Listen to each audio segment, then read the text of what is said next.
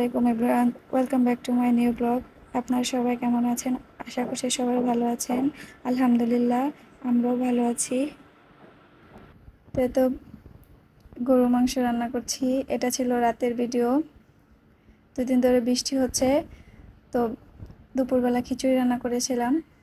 আয়না পাপা আবার রাতের বেলা বললো একটু মাংস রান্না করে দিতে।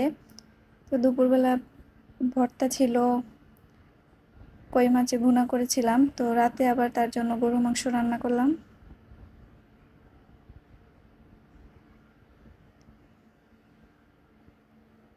তো এদের দুজন মিলে রাতের খাবার খেয়ে নিচ্ছি।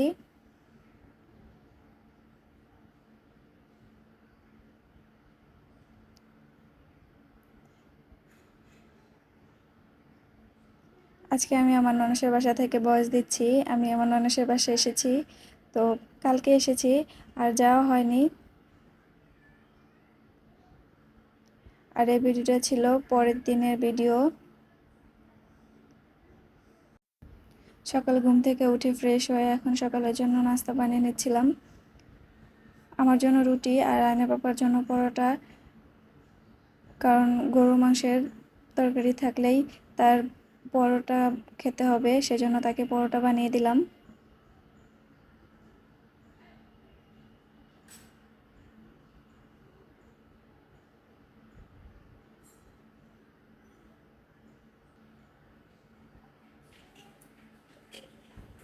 এখনো কিন্তু বৃষ্টি হচ্ছে, টানা 3 দিন ধরেই বৃষ্টি।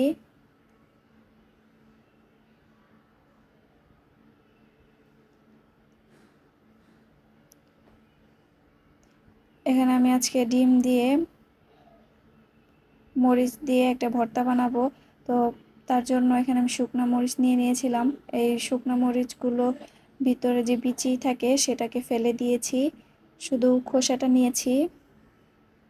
তো এটাকে একটু সিদ্ধ করে নিয়েছি।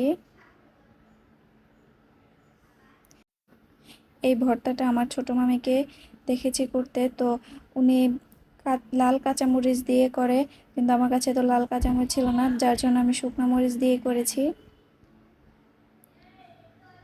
এতে একটু রসুন, সাথে রসুন কুচি দিয়ে এই সরি শুকনো মরিচগুলোকে একটু বেটে নিয়েছি। এখন তেলের মধ্যে এগুলোকে একটু ভেজে নেব।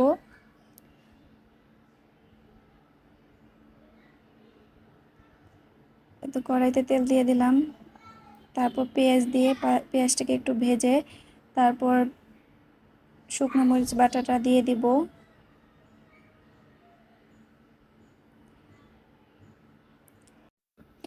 আমি আমার ছোট মামিকে ভর্তাটা বানাতে দেখি নাই, শুধু জিজ্ঞেস করে নিয়েছিলাম যে কিভাবে বানায়।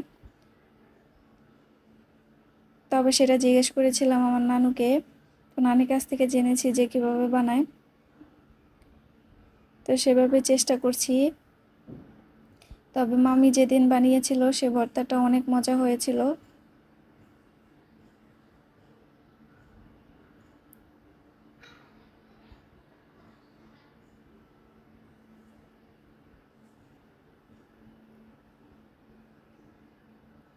একটু ভালো মতো ভেজে তারপর তার মধ্যে একটা ডিম দিয়ে দিলাম।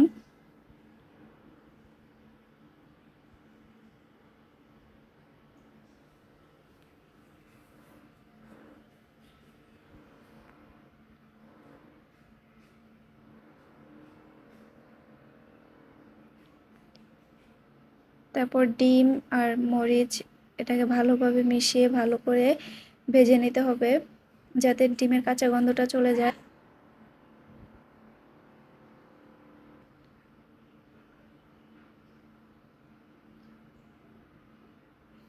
তো এই তো হয়ে গিয়েছে। বাইরে কিন্তু অনেক বৃষ্টি হচ্ছে, এখানে বোঝা যাচ্ছে না।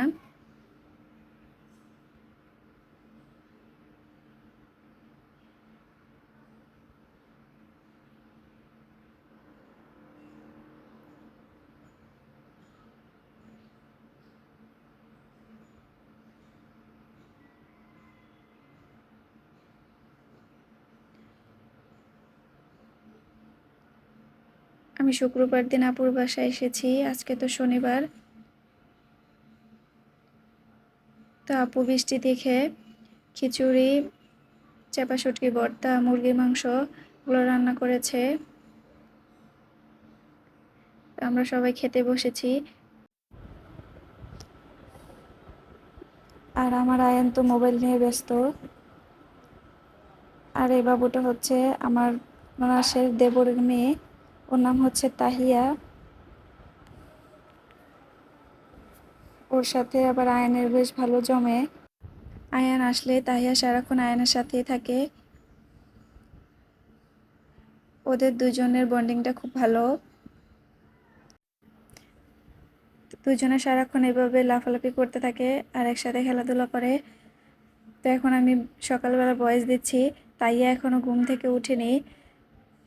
তো তাইয়া এখনো ঘুম থেকে উঠেনি দেখে আয়ান গুড়গুড় করছে আর বারবার তাহিয়াকে যায় দেখছে যে তাহিয়া উঠছে না কেন।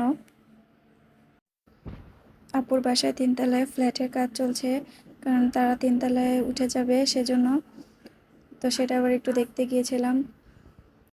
তারপর বিকেলবেলা আপু আবার মুড়ি মাখিয়েছিল, তো সবাই মিলে একসাথে আবার মুড়ি মাখা খেলাম। মুড়ি মাখাটা বেশ মজা হয়েছিল।